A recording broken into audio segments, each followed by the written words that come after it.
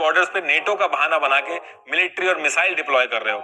Ukraine को हथियार supply करके आपका कौन सा पर्पस पूरा हो रहा है? ये ईगो की लड़ाई आप तभी करते हो जब किसी और की जान दांव पे लगी होती है। इंडिया को भी जरूरत थी यूक्रेन की न्यूक्लियर टेस्टिंग के टाइम पे, कश्मीर के टाइम पे, यूएनओ सिक्योरिटी काउंसिल में परमानेंट सीट के टाइम पे, पाकिस्तान को हथियार सप्लाई करने के टाइम पे। ये ह्यूमैनिटी का पार्ट जो आप वर्ल्ड को पढ़ा रहे हो, उसी ह्यूमैनिटी के लिए अगर कुछ नुकसान आप भी उठा लेते तो जो लोग हैं वो आज अपने परिवार वालों को मरता हुआ नहीं देखते। एक तो एंटी रशियन कंट्रीज का ग्रुप बड़ा हो रहा है, दूसरी चीज रशिया के बॉर्डर्स पे यूएस की मिसाइल्स और मिलिट्री पहुंच रही है। अगर सच में इनको छोटे देशों की इतनी चिंता होती तो अफगानिस्तान को रातों रात छोड़ के भाग नहीं आए होते। लोगों को रशिया के साथ साथ यूएस से भी पूछना चाहिए कि आपको जब मालूम था कि रशिया एक अग्रेसर है तो आप क्यों उसका अग्रेशन टेस्ट कर रहे थे।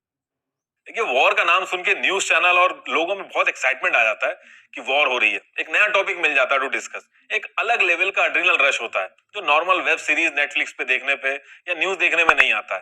लेकिन जो लोग वॉर की एक्चुअल सिचुएशन जानते हैं, जिनके अपने वॉर जोन में होते हैं, उनको वॉर के नाम से एक्साइटमेंट नहीं होती है, उनको बल्कि डर लगता है। इस चीज का वो लोग ज्यादा अच्छे से रिलेट कर पाएंगे जिनके अपने भाई या फिर फादर या फिर बेटे गलवान रीजन में थे जब वॉर जैसी सिचुएशन थी। देखिए, दुनिया की कोई भी कंट्री नहीं चाहती कि उसको कभी भी वॉर का मुंह देखना पड़े। इनफैक्ट रशिया जो इस समय अटैक कर रहा है उसको भी बहुत अच्छे से पता है कि वॉर से कंट्री अपने आप को रिस्क में डाल देती है, भले वो कितनी भी बड़ी सुपर पावर हो। तो फिर ऐसी क्या मजबूरी थी रशिया की कि उसको यूक्रेन के ऊपर अटैक करना पड़ा? देखिए, आपने सुना होगा कि रशिया ने कुछ शर्तें रखी हैं, अगर वो शर्तें मान ली गई होती तो वो अश्योर कर रहा था कि वॉर नहीं करेगा। अगर आप उन शर्तों को ध्यान से देखोगे तो वो शर्तों में नेटो और यूएस से डिमांड कर रहा है, यूक्रेन से नहीं।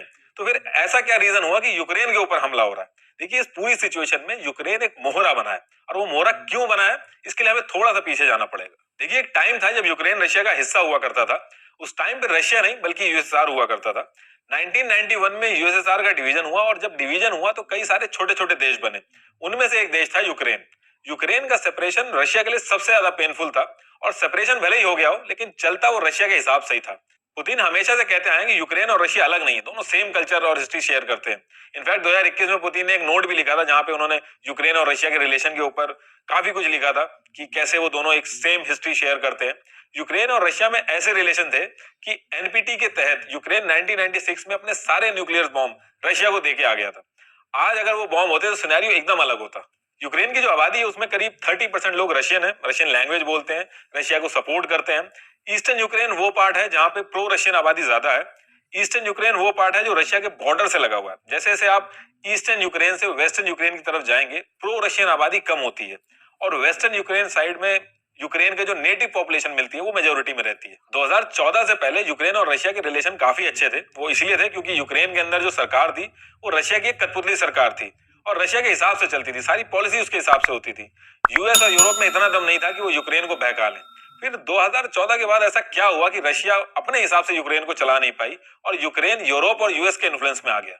यूक्रेन के अंदर भी दो ग्रुप्स हैं, एक जो रशियन बोलते हैं, ये लोग प्रो रशियन गवर्नमेंट को सपोर्ट करते हैं, और दूसरे जो नेटिव यूक्रेनियन है, इनका झुकाव यूरोपियन कंट्रीज की तरफ ज्यादा रहता है। ये लोग बीच बीच में आवाज भी उठाते रहते हैं कि गवर्नमेंट प्रो रशिया है, इससे जो रशियन पॉपुलेशन है उसको ज्यादा फायदा होता है। 2010 से 2014 तक यूक्रेन के जो प्रेसिडेंट थे वो मिस्टर विक्टर थे। इनको कहा जाता है कि ये प्रो रशिया थे। इनको यूरोपियन यूनियन की एक मीटिंग में बुलाया गया जहां इनको European free trade agreement offer हुआ, जिसको ये मना करके चले आए। इसके लिए यूक्रेन के अंदर इनके खिलाफ जम के प्रोटेस्ट हुए, और ये जो प्रोटेस्ट थे ये नवंबर 2013 में शुरू हुए और फरवरी 2014 तक चले। ये प्रोटेस्ट इस लेवल के हुए कि प्रेसिडेंट विक्टर को अपनी जान बचा के भागना पड़ा, और बाद में इन्होंने रशिया के अंदर जाके शरण ली। अब इस इंसिडेंट के बाद आने वाले जितने भी प्रेसिडेंट थे वो समझ गए थे कि अगर रशिया की जी हजूरी ज्यादा की तो खुद का पावर में रहना मुश्किल हो जाएगा। अब इंडिया में कोई सरकार आए और पाकिस्तान का महिमा मंडन करने लगे तो वो सरकार कितने दिन चल पाएगी? अब यहां से यूक्रेन के पास दो ऑप्शन थे। एक तो ये था कि रशिया की परछाई में जैसे चल रहा है वैसा चलता रहे, दूसरा ये था कि अपने आप को यूरोपियन कंट्री के साथ इंक्लाइन करे। यूक्रेन की पॉलिटिकल पार्टीज अच्छे से समझ पा रही थी कि उनके देश की मेजोरिटी क्या चाहती है, और 2014 के बाद धीरे धीरे रशिया की बजाय यूरोपियन कंट्रीज के साथ उनका झुकाव होने लगा। ये बात रशिया अच्छे से समझ पा रहा था, और उसको ये चीज बिल्कुल अच्छी नहीं लग रही थी। रशिया नेचुरल गैस का बहुत बड़ा सप्लायर है पूरे यूरोप में। 30% नेचुरल गैस अकेले रशिया देता है यूरोप को। देखिए, जब नेचुरल गैस सप्लाई की जाती है तो वो पाइपलाइंस के थ्रू की जाती है, और जिस कंट्री के थ्रू ये निकलती है उस कंट्री को उसका रेंट देना होता है।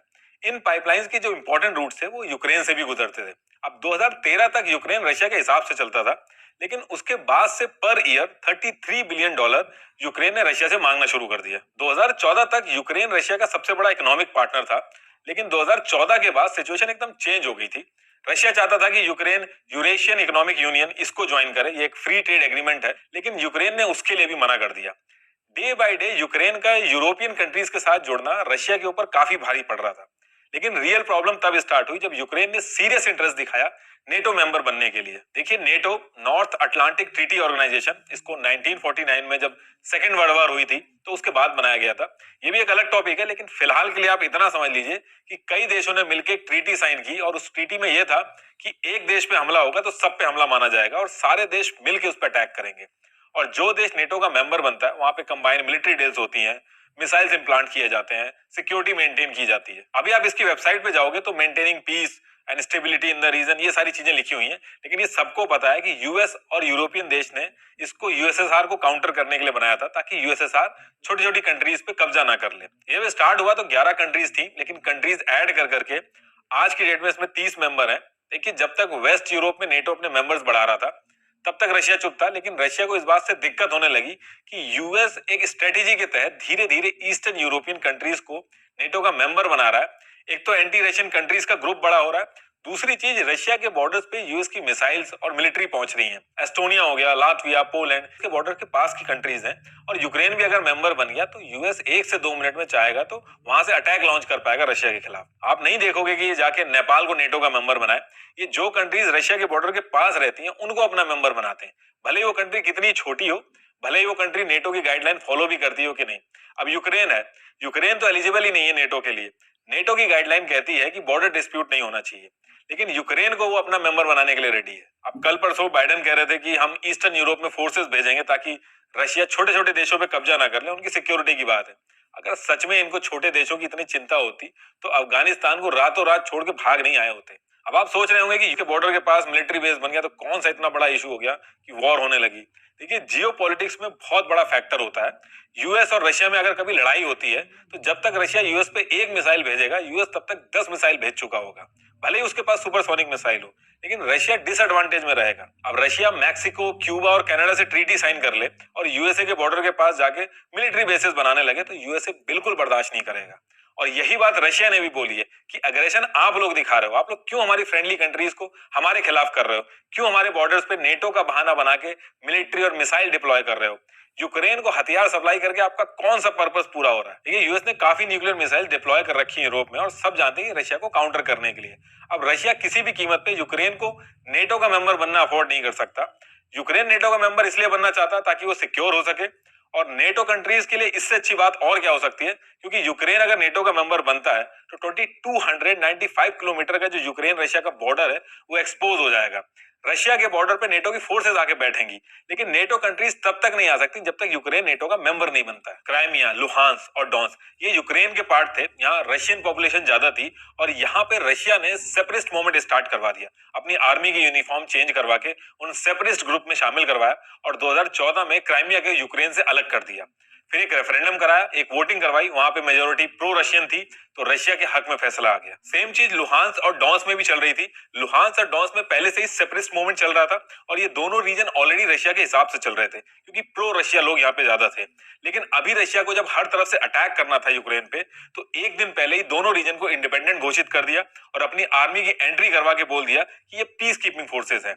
अभी मैं करंट सिचुएशन की बात करूं तो रशिया काफी टाइम से यूएसए और नेटो दोनों को ये चीज हर तरीके से समझा रहा था कि हम आपके आसपास नहीं आ रहे तो आप क्यों हमारे आसपास फोर्सेस बढ़ा रहे हो। 14 जनवरी को रशिया के फॉरेन मिनिस्टर ने बोला कि रशिया इंडेफिनेटली वेट नहीं करता रहेगा इस चीज के लिए। रशिया ने कुछ डिमांड्स रखी थी और कहा था कि डिमांड्स पूरी हो जाएगी तो वो अटैक नहीं करेंगे। आप उन डिमांड्स को अगर गौर से देखेंगे तो आपको समझ में आएगा कि यूक्रेन तो सिर्फ मोहरा था, असली जो लड़ाई की वजह थी वो यूएस और रशिया ही है। पहली डिमांड थी कि नेटो जितनी भी मिलिट्री एक्टिविटी ईस्टर्न यूरोप में कर रहा है उन सबको बंद कर दे और नेटो फोर्सेस को पोलैंड और बाल्टिक देशों से हटा दे। दूसरी डिमांड ये थी कि रिटर्न में दे कि यूक्रेन कभी भी मेंबर नहीं बनेगा नेटो का। तीसरी डिमांड है कि यूएस की जो भी न्यूक्लियर मिसाइल्स यूरोप में है उनको डिसआर्म करे। हालांकि यूएस बहुत कंसर्न्ड है ह्यूमैनिटी को लेकर पूरे वर्ल्ड में, लेकिन जो उसके अपने फायदे की बात थी उससे वो पीछे नहीं हटा और डिमांड्स को मना कर दिया। आप अगर इन डिमांड्स को ध्यान से देखोगे तो यूक्रेन से कुछ नहीं मांगा जा रहा, क्योंकि मांगा जा रहा वो नेटो और यूएस से मांगा जा रहा। देखिए, यूएस का इतिहास रहा है कि एक फॉल्स सिक्योरिटी का एश्योरेंस देने के बाद जब देश बर्बादी पे आने लगता है तो उसको छोड़ के भाग जाता है।